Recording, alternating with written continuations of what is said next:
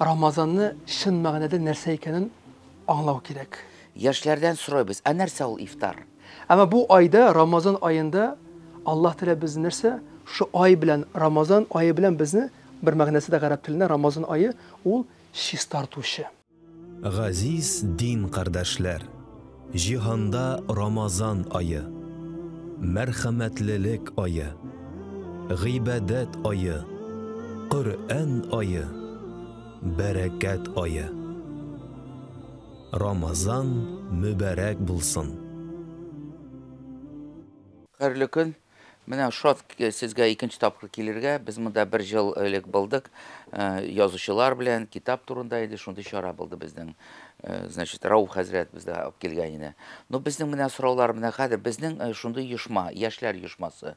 Безнең ул про-татарский, про-мусульманский иде оешма. Шуңар менә безнең җиде ВКТ. Менә безнең җиде ВКТ центральный округ. Менә берсе чыгыш ясады, икенчесе, өченчесе. Менә безнең проблем нәрсә? Менә яшьләр. Яшьләрдән сорайбыз, а нәрсә ул ифтар? Мәгънәсе нинди? Иштәлеге нинди? Алар менә кызганычка каршы нитеп калалар. Менә аның мәгънәсен сөйләргә кой берсенең шундый как-то уйлап карарлар, а сөйләй алмыйлар. Менә шуңар инде яшьләргә тагын бер сөйләсәгез сез теге менә иштәлеген нинди фикерләр белән нәрсә ул ифтар ашау ишү генә түгел, а ничек ул йөрәкләрендә, башларында, уйларында, хисләрендә, өметләрендә булсын.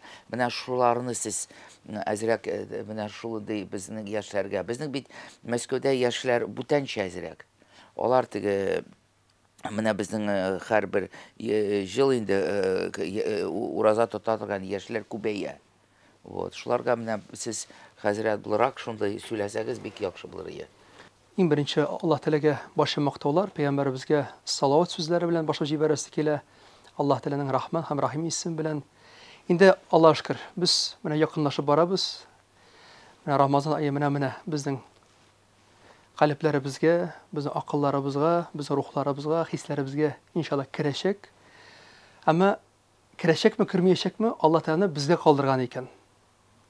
Ne için? Çünki menə qıyaş. Qıyaş bütün kişi üçün çığa. Ama səni bilməyən kirtəsimi, kirtmiysimi sənə bəyli.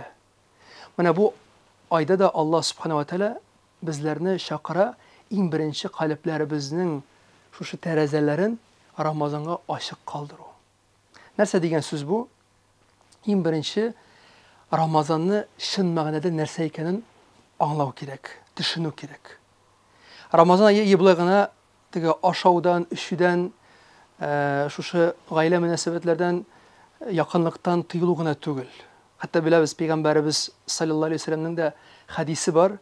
Кем бары тик Рамазан аенда ашаудан, эчүдән, якынлыктан тыелып, ama başka kişilerini rencitüden, başka kişilerine naşar sözler söylewden, naşar haram amellerden tıyılmayken, ol baratik aç kaludan gına gıyberet buldu diye beyte. Yani neyse diye Peygamberimiz sallallahu aleyhi ve sellem ol şu Ramazan'ın şın mağnesinden mahrum kaldı diyen söz. Şuna göre en birinci Ramazan ayı ol şu 11 ay boyu bizim nefsimiz şu gaflet diyen, bu bispiçsiz diyen sözün değil mi? Gaflet diyen nerse var düşünce. Yani nefsimiz bizden unuta. Nerse için bu dünyaya geldi. Kim onu bu dünyaya jiberdi. Hem ahırda kaya gidecek, ne şu baratırgan jirge min ezirlenen misin? Baratırgan şu mengi tırmışıma min nindi işler işledim, hem işlep bula diyen şu düşüncelerini kızgança karşı nefis unuta. Ama bu ayda, Ramazan ayında Allah Teala bizi nerse şu ay bilen, Ramazan ayı bilen bizni bir мәгънәсе дә гарәп телендә Рамазан айы ул шис тартучы. Там bir мәгънәдә яндыручы. Нәрсәне яндыра? Монда ике яктан да карап була икән. Менә медик галимнәр әйтә, чыннан да Рамазан айында шу ураза аркылы кешенең организмында bütün кирәкмәгән әйберләр янган шикелле юкка чыгып бара икән. Төрле ширләр, төрле кирәкмәгән микроблар, паразитлар шу ачлык уты белән янып бара икән. Tağın bir мәгънәсе нәрсә бар? Bu мәгънәви яктан яндыру. Yani Allah Teala bizni bu ayda uraza arkalı, urazını anlav arkalı bizning шушы гынахлы гамәлләребезне яндырып бара икән. Аларны юкка чыгарып бара икән. Бары тик гамәл дәфтәрләребездә изге гамәлләрне генә калдырырга тели икән Аллаһ Тәала. Шакира безне шушы 11 айның султаны булган Рамазан аенда безгә ураза әмер итте. Чөнки инде беләбез, кеше бу дөньяда хасусында хәзерге вакытта яшьләребездә алар телиләр менә тормышын бушка узмасын иде. Инде бер эшлимәле теге бизнестамы, бер инвестиция бер җиргә булган әзгәнә фуза акчамны куйым әлеме? Чөнки кеше чыннан да борчыла. Иртәгәсе көн нәрсә булыр? Киләсе елга нәрсә булыр? Анысы тагын нәрсә булыр дип, берәр шу булган малларымны, ниләремне бер инвестицияга тыгыйм да, аннан соң миңа файдага булсын дип, бик каты тырышалар хәзерге вакыттагы яшьләр. Мәсәлән, 100 ел элегеге яшьләрне карасак, мәсәлән, сезнең вакыттагы яшьләр, хәзерге яшьләр бик каты нык аерылып тора. Чөнки бу заманнарда фән, гыйлем тагын да алга таба киткән бер гасырда яшибез. Теге искусственный интеллект дигәнне без инде кеше шушы бер шуда булган вакытта Аллаһ Тәала Коръән-и Кәрим белән кешегә әйтә: "Эй кеше, белди, синең иң кыйммәтле әйбер ул синең гомерең" дип әйтә. Шу бу дөньяда яшәгән мизгелләрең дип әйтә. Әгәр дә телисең шундый көчле бер инвестицияга үзеңне бернинди проигрышсыз, так 99% выигрыш белән шундый бер инвестиция телисеңме? Менә сиңа форсат Рамазан ае. Чөнки Рамазан аенда беләбез, Пәйгамбәрбез әйтә, саллаллаһу алейхи ва саллям, ураза тоткан кешегә ике шатлык бар икән. Ике сөенеч бар икән дип әйтә. Беренчесе нинди? Беренчесе шушы менә син көне буе ашаудан, эчүдән тыелып, шушы ифтар вакытында бергә җыелышып, ягъни ифтар дигән нәрсә син инде вакытны ачтырдың, сусыз тордың, һәм син хәзер авыз ачу, бездә татарларда инде шу авыз ачу дип электән әйтәләр иде. Хәзер бу гарәп телендән кирде сүз, тагын оборотта фатара, ифтар, ягъни авыз ачу. Бергәләшеп, күмәкләшеп авыз ачу, шул бергә утырып, бергә шушы вакытны көтеп, качан менә акшам вакыты җитер икән дип, чөнки Аллаһның приказы бар. Кояш баегач кына Аллаһ та бөтен шушы дөньядагы яшәгән, шурутлардагы яшәгән мөселманнарга кояшка бәйләп, әйтә, башлагыз ашауга дип әмер бирә. Менә шушы әмерне Аллаһ та бездән биреп, бездән шушы көтү хәлен күргә тели икән. Менә без шушы менә хәзер җитә ифтар вакыты, хәзер ачу, авыз ачу вакыты җитә дип, шушы Аллаһ Тәаләгә без нәрсәне күрсәтәбез икән? Иң беренче без күрсәтәбез бу каршыбызда булган ризыклар, Раббым, ул турыдан-туры синеке, минеке түгел. Мин менә теләгәнчә башка айларда ала идем, әмма хәзер аңлыйм, булар бөтенсе турыдан-туры синнән килә, мин аны булай гына ала алмыйм. Бу беренчесе. Икенчесе, без шушы айда ураза аркылы кап-кара, теге кара кипкән ипинең дә кыйммәтен, кадерен аңлый башлыйбыз. Чөнки шулай бит, теге көн сайын ипи ашап, баклава ашап, торт ашап, кеше тыймый башлады бу нигъмәтләрне. Әмма бер кичерәк кенә ипи алчыгы булсын, ипи кисәге булсын, шушы ифтар вакытында шоколадлардан да балларак. Субханаллах. Шушы икенчесе нәрсә инде ул? Ул нигъмәтләрнең, бүләкләрнең, шу ризыкларның кадерен белү, кыйммәтен белү. Бу икенчесе. Өченчесе дә менә тулы шөкер булсын өчен, Аллаһ Тәала бездән шуны көтә бит бу айда, тулы шөкер итүебезне. Өченчесе дә ул нәрсә дип әйтә? Ул шушы ризыкларга син үзеңнең ихтияҗыңны, потребностьларыңны хис итү белән була икән. Менә именно ураза аенда, шу Рамазан вакытында, ураза хәлендә кеше ашаудан, ичүдән тыелу белән полностью каралышының да менә мин ашамасам, ичмәсәм, бернәрсәгә хәл юк бит. Изгелеккә дә хәл әз кала, начарлыкларга тем более әз кала. Менә шушы эш әйберне, бу ризык турдан-туры Аллаһтан килә, бу ризыкка минем ихтияҗым бик каты көчле, аның кыйммәтен беләм дип шундый рәвештәме? Һәм мин моңа бик каты мохтаҗ, бу эш әйберне кеше аңласа, ул кичерәк кенә тормышындагы әйберләрендә кыйммәтен, кадерен һәм шул әйберләр аңа сөенеч китерүчен аңлап торачак икән. Һәм шуның белән шушы кичкенә генә бер гамәл, бергә җыелыштык, ифтар вакытында, ул кешегә шундый бер шатлык бирә, шундый бер сөенеч бирә. Теге без İftar vaqtında indi ko'ramiz, uzdurgan vaqtda biz Alloh shukr masjidda bizda yilda iftarlar o'za 200'den artıq kishilar kelib Alloh shukr iftarlarda qatnashadilar. Mana o'zlari aytadilar. Hazratda mana biz o'tiramiz deymi? Shunda bir kimni ko'rmaysan shekilli. Qachon mana boshlig'i biz ekan risqqa deb butun uy shunda konsentrirovаться etiladi deb aytaymi butun narsa. Ammo so'ng bir oshag'aj, bir ishkaj, o ko'ngillar siyinib keta, shodlik kela ko'ngillarga, qara Marat qardoshim sendan bunday ekan, Ishot qardoshim sendan bunday ekan deb siyinib ketamiz deb aytadi. Mana bu birinchi shodlik ekan. Buni Alloh taolo aytadi. Mana men sizga bu dunyoda bergan birinchi shodligim shu iftar vaqtida. Shunga iftarlar beqattiq qiymatli. İftarlar bir qatı şunun bilan siyinishli. Bu Allah'ın birinchi shodligi. Endi ikkinchisi narsa u? Ikkinchi shodlik deb aytadi, u qiyomat kuni. Mening bilan ko'rishgan vaqtda, mening bilan ishrashgan vaqtda ko'rishsiz deb aytadi, sizga ayrim bir shunday bo'lak azirladim deb aytadi Alloh taolo. Endi hadislarda da biz anglaymiz qaybirlarin, masalan, o'roza tutuvchilar, Ramazonni Alloh taolo tilagancha uzdirganlarga Alloh taolo ayrim bir cennet eshigini var etgan ekan. Biz bilamiz, jannatning bor 8 eshigi. Cehennemning bor 7 eshigi. Bular qadrlik bo'yicha qarasang, tegizlik bo'yicha cehennemda 7 bo'lurga tegishli, jannatda da 7 bo'lurga tegishli. Ammo Alloh ta tag'in birini istab qo'ygan ekan, Ramazonda ro'za tutuvchilarga 8-eshik, anda ismi Rayyan deb aytadi. Buni Alloh ta har boshimizga da, xususan shu yoshlarimizga endi har kishi bile mana mashinani qo'llanasan, ana bir to'g'ri vaqti bor, texnik obsluživание vaqti bor. Masalan, boshqa birini qaraysan, ishlatasan, ana bir to'xtatib remontlab olib vaqti bor.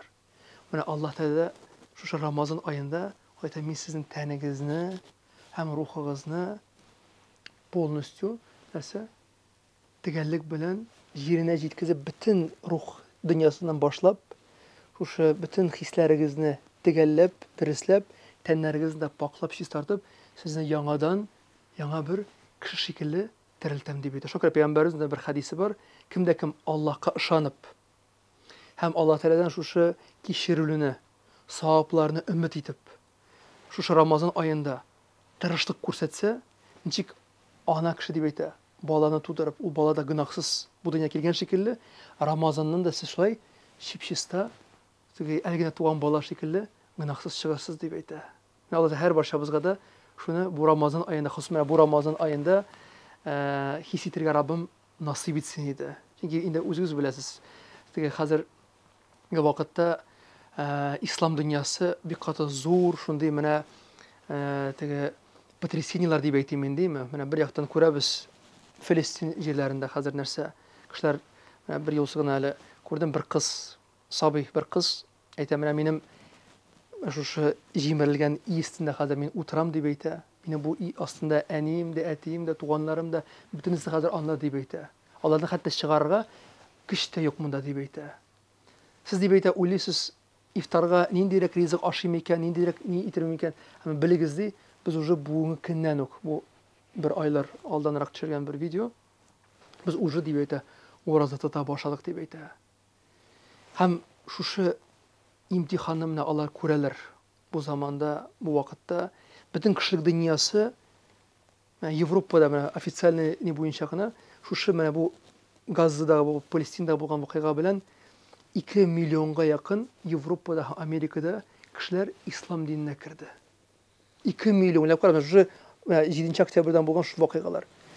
Ham bir xotindan so'raylar, siz nechap islom din qabul etdingiz? Bitma atingizda xristian, aningizda xristian, siz nechap islom din qabul etdingiz? Oyda eng birinchi men ana kishi bo'lganim uchun deb aytadi. Nechik deb aytadi? Men deb aytadi, shu Palestindagi musulmonlarni ko'rib, bir onani ko'rdim deb aytadi. Qo'lida mana ilish-gina qolgan, qo'lida bolasin tutib turgan xalla deb aytadi. Alloh taolo bizga bu imtihonni berdi. Alloh taolo shu bolamni olib ketdi, men bilamdi, u tag'inda mo'to'roq bir dunyoga olib ketdi. Alloh taolo bizning eng yaqin do'stimiz deb aytadi. Bu dunyoda shunday imtihon berdi ekan Alloh taolo. Ochlik bo'lsin, ne bo'lsin, ammo biligizda bizning Allohga ishonuvimiz bor. Mana shu oning iymonin, ona shunday fojiani ko'rib, oyoqda tura oluvning deb aytadi. Shu хәлен күрү белән мин дип әйтә шаккаттым ди. Бу бары тик кешегә шын шушы таяну ноктасын бары тик хак дин генә бирә ала дип үземә әйттем дә, әйел әзрәк менә ислам динен өйрәним әле. Карале, чыннан да өйрәнә безгә, чөнки инде 100 еллап безгә ислам ул террор, ислам ул кешеләргә начарлык китерә торган бер дин. Ул zulm, ул гаделсезлек, ул начарлык дигән шундый төшенчә безгә кертәләр дип әйтә. Әмма Аллаһка шөкер дип әйтә, мин ди укый, аңладым, чын барлыкта алай түгел икән. Чыннан да ислам дине ул мәрхәмәтлек дине. Ислам дине ул иң беренче ярдәмләшү дине. Ислам дине ул бер-береңә кул сузып, авыр хәлдән коткару дине. Менә шул әйберләрне күрү белән дип әйтә, мин бик каты шатландым, сөендем. Һәм бу минем дип әйтә, шушы Палестинадагы мусульманнарның шушы авыр хәлләре миңа исламга китергә сәбәпче булды дип әйтә. Чөнки беләбез бит инде Аллаһ Тәала социаль яктан да кешеләрне төрле рәвештә бар итте. Кемнедер байраграк, кемнедер ярлыраграк. Менә бу, хусусан менә бу Рамазан шәриф аенда Аллаһ Тәала байларны ярларга ярдәм кулын сузарга чакыра. Чөнки әгәр дә кеше уразаны хис итмәсә, бу ачлык дигән, хәтта безнең милләтебездә шундый сүз бар име, теге ач хәлендә булмаган, име? Ачның хәлен аңламас. Урысча инде сытый голодный не поймет дигән сүзне дә кулланалар. Чыннан да шулай. Менә кешенең шәфкате, мәрхәмәте ачылсын өчен кешегә иң беренче үзенә шушы ачлык хәленә керергә кирәк. Чөнки син шушы үзең шул хәлгә кергәннән соң гына син чыннан да аңлыйсың, карале, булар бит безне ярар менә бер ай буе ураза тоттык. Кемдер бар бит мәсәлән 2 ай шулай йөри. Кемдер 3 ай, кемдер 6 ай, кемдер 1 ел, кемдер уже еллап уже шундый рәвештә яши дип, андый кешегә тагын да ярдәмләшү, андый кешегә тагын да шәфкатене күрсәтү, чыннан бу кешелек сыйфаты кешедә уяна башлый икән Рамазан шәриф ае белән. Шуңа күрә менә Аллаһ Тәала байларга, фәкыйрьләргә ярдәм итегез. Шушы Рамазан аенда ураза тотып, ифтарлар вакытында беләбез инде без, Аллаһка шөкер, безнең мәчеттә дә, Казанның күп мәчетләрендә ифтарлар уза, Аллаһка шөкер, хәзерге вакытта мәчетләрдә уздырабыз, иләрдә уза. Менә анда фәкыйрь, бай, Аллаһ Тәала тигезли бөтенесендә. Бергә утыралар, бергә аралашалар, сөйләшәләр. Ягъни Аллаһ Тәала нәрсә бунда тудыра? Бай контингентлар арасында һәм фәкыйрьләр контингентлар арасында Аллаһ Тәала мәрхәмәтлек күперен төзи шушы Рамазан аенда. Шушы байларга Аллаһ Тәала әмер итә нәрсә? Сез буларга мәрхәмәтлегегезне күрсәтегез. Чөнки онытмагыз, бу байлыкны мин сезгә бирдем дип әйтә Аллаһ Тәала. Һәм бер көнне мин аны сездән алачакмын. Алганча тырышыгыз дип әйтә, бу байлыкны үзегезнең ахирәт тормышыгызга инвестировать итегез дип әйтә. Һәм шушы мәрхәмәтлекне күргән ярлыларга да Аллаһ Тәала әмер итә. Күрдегезме? Мин сезгә алар аркылы ярдәм итәм. Шуңа күрә сез итәгатьле булып, сез сүздән чыкмыйча бер-берегезгә ярдәмләшеп яшәгез. Шушы исламда булган шушы ярдәмләшү, мәрхәмәтлек ул һәр вакытта да җәмгыять тормышында да бик каты зур роль уйнады. Ислам дине җәмгыять тормышында гел тынычлык һәм иминлек кенә китерде. Ни өчен? Чөнки шушы Аллаһның кануннары бай шушы контингентны инде, һәм фәкыйрь контингентын Аллаһ Тәала шушы закат аша, садакалар аша, уразалар аша, ифтарлар аша ул берләштерә. Шуңа күрә һәр кеше үзеннән тагын да теге ярлыра кешене таба ала. Мәсәлән, әйтик, мин дә кабил әйтә, хәзрәт, каян табыйк инде без фәкыйрьләрне, каян табыйк инде без мохтаҗларны? Әллә кая барырга кирәк түгел. Мәсәлән, синең машинаң бар икән, син тап, кемнең машинасы юк. Мәсәлән, синең 2 машинаң бар икән, кемнеңдер бер генә машинасы бар. Значит, ул сиңа караганда, ул фәкыйрьләргә син аңа ярдәм итәргә тиешле. Хәтта бер кешене, һәр бер кеше Рамазан аенда үзеннән тагын да фәкыйрьрәк булган кешене табарга тиешле. Һәм аңа ярдәм итү белән Аллаһ Тәала әмер итә, син мукаллафсың дип әйтә. Ягъни синең өстеңә ул йөк куелган дип әйтә. Шу Рамазан аенда булса да, шу кыска бер гына Аллаһ Коръәндә дә әйтә, әйямул мәъдудат, ягъни шушы саналган көннәр дип әйтә. Беләбез, шу бер ай. Менә хәзер Рамазан ае, ул менә бер көн шикелле узып китәчәк ул. Әле башладык кына дибез без. Уже бәйрәм намазы җитә дибез инде. Шулай итеп, үткән елның да Рамазан айы булганда, бу айга хәтле араларыбыздан күп кеше китеп барды.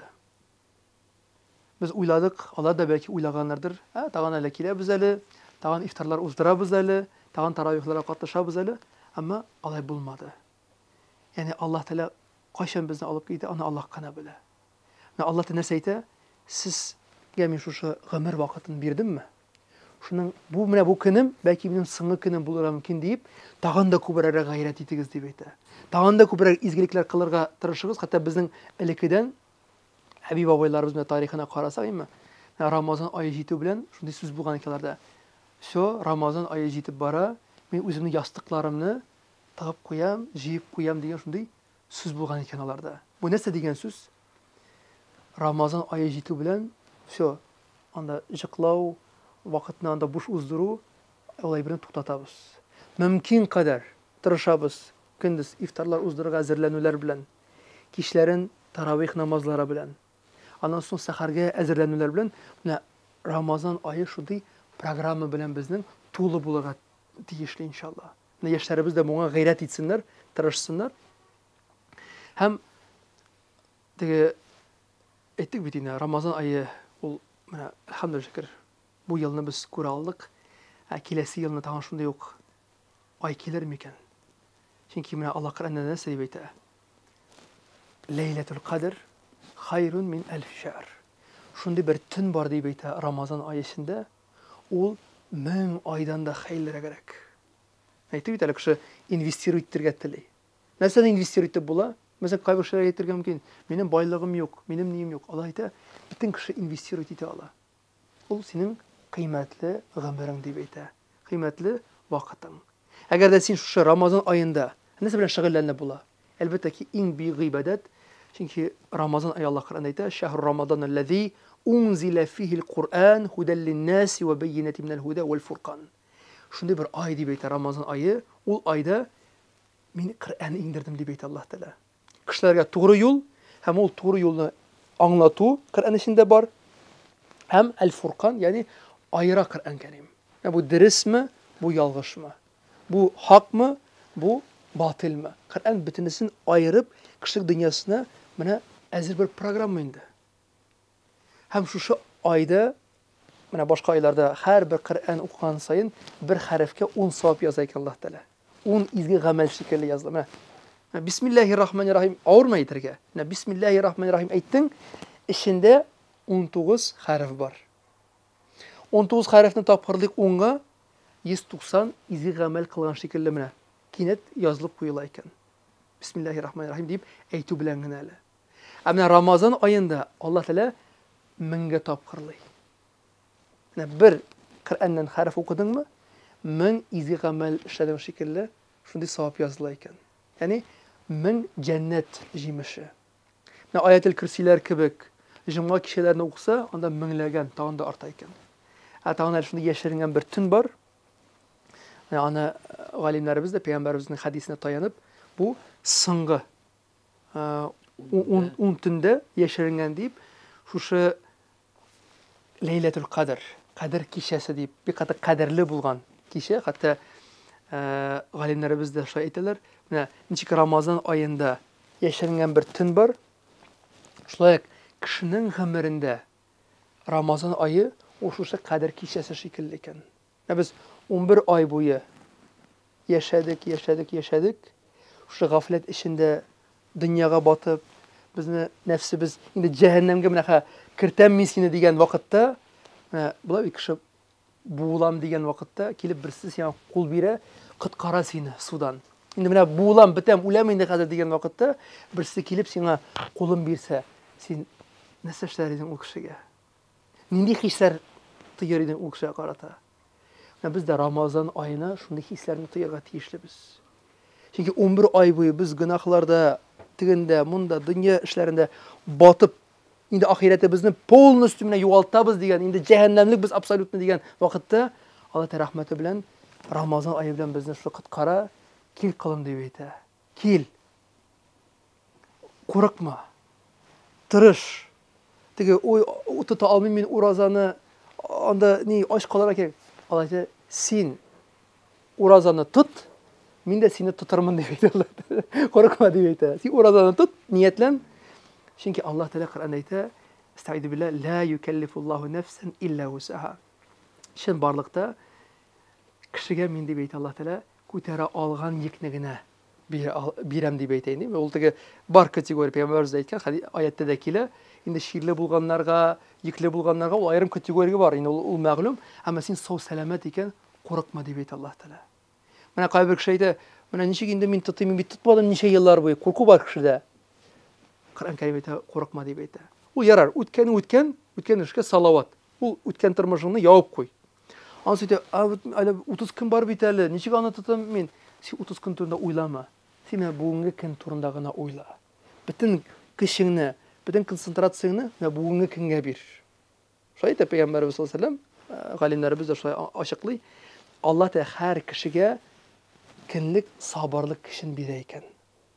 Бүгінгі күнгә күрә торган гыйбадәтләребез, ураза булсын, намаз булсын, әйме? Аннан соң очрашачак günahlar bulsun, ondan sonra күрәшек авырлыклар bulsun. Allah da her günün porsiyaсын, sabırlığın şu günü biri бар ekan bizga. Şo'ra bizga ul ish masalada kelishga qarab, qayg'irib, qo'rqib yotira kerak tugul ekan. Bugungi kun için bugun berila. Sen şunun için mana bütün kishini qo'y.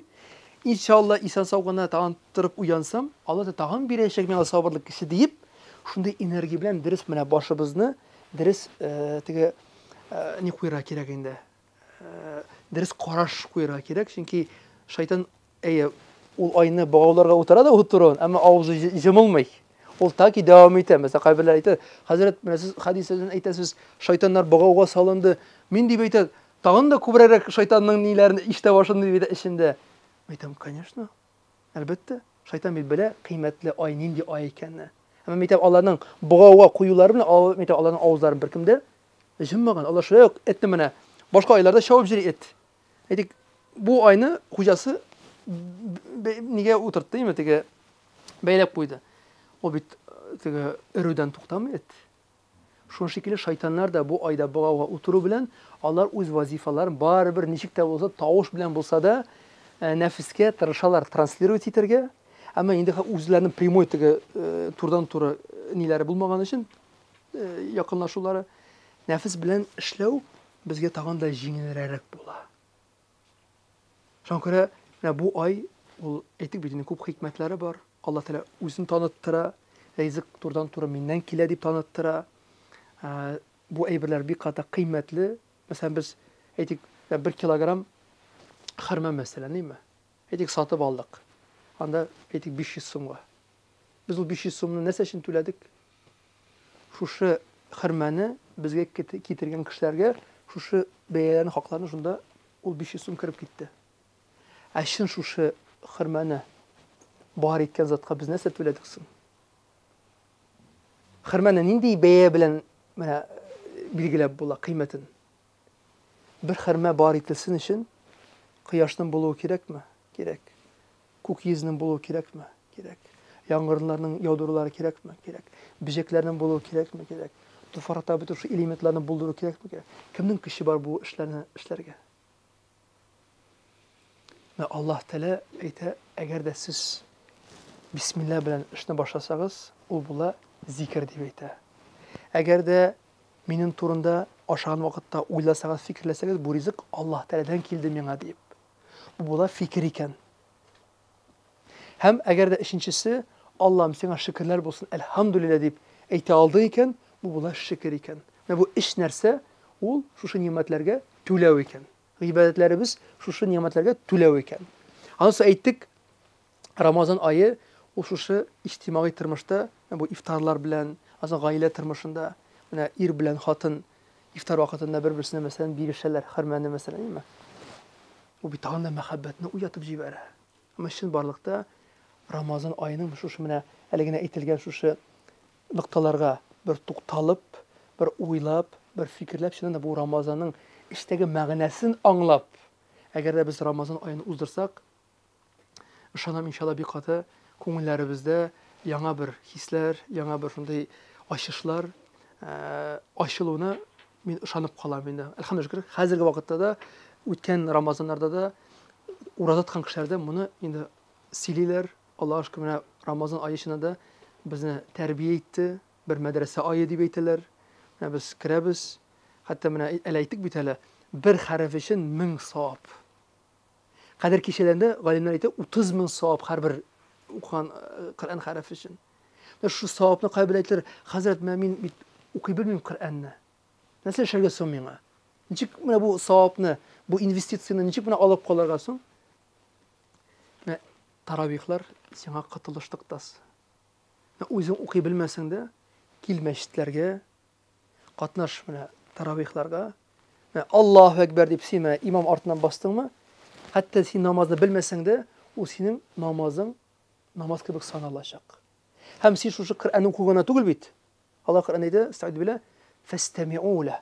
Коръәнне тыңлагыз дип әйтә. Алла та әмер итә безгә нәрсә? Коръәнне тыңлагыз дип әйтә. Яни без шуны анысы аңлыйбыз, Коръәнне укыганда түгел икән, Коръәнне тыңлау да савап бирә икән. Шакыр, мен син укый белмәсәң дә, кил таравихларга, көн сайын таравихны укы. Һәрбер таравихта менә хафыз бездә дә, Аллаһка шөкер, бу елны да хафыз киләчәк. Һәрбер көн 1 җүз Коръән 30 җүздән тора. Шул Коръәнне тулысынча әҗр савапларын җыя аласың таравих намазында. Әлхәмдүлилләх. İştəlikli big teге fikir yürütücüsüz bizə яшьләргә бик зур файда булыр. Амин. Амин. Шулай өметлек булабыз. Куярбыз, шулай итеп менә вакыт булса Мәскәүгә дә килегез. Алла насыйп итсен иншалла. Сездән менә сәлам әйтербез. Бик зур рәхмәт сезгә. Сезнең өчен дә, безнең өчен дә, бөтен ислам галәме өчен яңа ачышларга, яңа уровеньларга дип әйтегәне макамларга күтәрелергә Раббым сәбәп булсын иде. Чөнки ислам дөньясы моны көтә. Иншалла менә без дә көтәбез. Бу елның Рамазан ае башка төрле булачак. Ислам галәме өчен.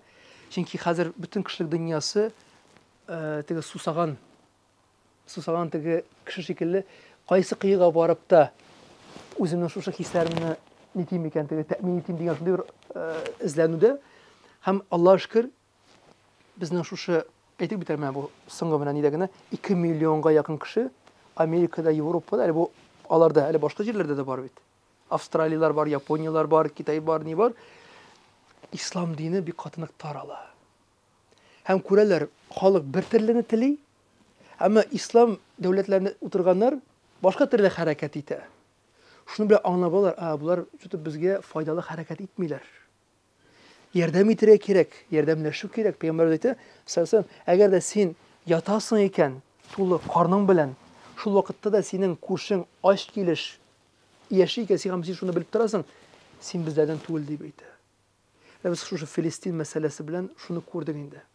Bütün Amerika'da, Avrupa'da, başka yerlerde halk işlerinden kovalar. Türmelerge oturtalar. Ama ana karamastan şu üzerinin fikirlerini apaçık sililer. Biz buna karşı deyip eteler. Şu bağlarının, şu facialarının buğularına biz karşı deyip eteler. Bütün kişilik dünyası buna karşı. Hem bütün kişilik dünyası bu Ramazanda inşallah biz ümit etəbiz. Qayası bunda qatılış degen sırav bilen, bütün esi Allah Teala'sı rahmeti bilen şu Kur'an-ı Kerim'e kileşekler, Kur'an'daki şu Allah'ın kanunlarına kileşekler. Hem bizge bir nindi kişilerinin bu kanunlara kirek tügül, çünkü birisi de kişilik dünyasında bir nindi tınışlıkka, iminlikka, selametlikka, yardımlaşıga getirmedi, kesinçe baylar bayıp gitti, yarlar tağın da yarlandı, aralarda bir katı zor ayırmalık bulup, türlü soğuşlar, facialar meydan buldu. Kişi dünyası hazır anladı. Kişi kanunlarıyla bulmayken bu iş. Nişik bula, neresi son buna katılış degende, karşılarında Kur'an-ı Kerim çıkacak. Allah Teala şu Kur'an-ı Kerim arkalı aytacak, ey kişilik dünyası, mina kerek kaytığız. Baribir mina kerek kaytacaksınız. Ya bu dünyada, ya ahirette. Ahirette mina kerek kaytkan şahatlı, bu dünyada okturuşunuz. Mina yakına yerga, benim rahmetime, merhametime, benim merhametlik kışağıma yakına yığız. Hem kişiler inşallah ağım, bunu hadiste de Peygamberimiz haber etti. Fevç diye böyle kontinentler inşallah İslam dünyasına kireşekler, İslam dünyasında şu tanışlıkka, iminlikka sebep bulacaklar Allah Teala'sa. Rabbim şunu kurarga da bizge, barşamızga da nasip bulsun inşallah. Rahmet sizge. Sizge bir zor rahmet. Allah'ın rahmetinde bulduk. İsa sağına bulduk. Ya Rabbi. Esselamu aleyküm ve rahmetullahi ve berekatuhu.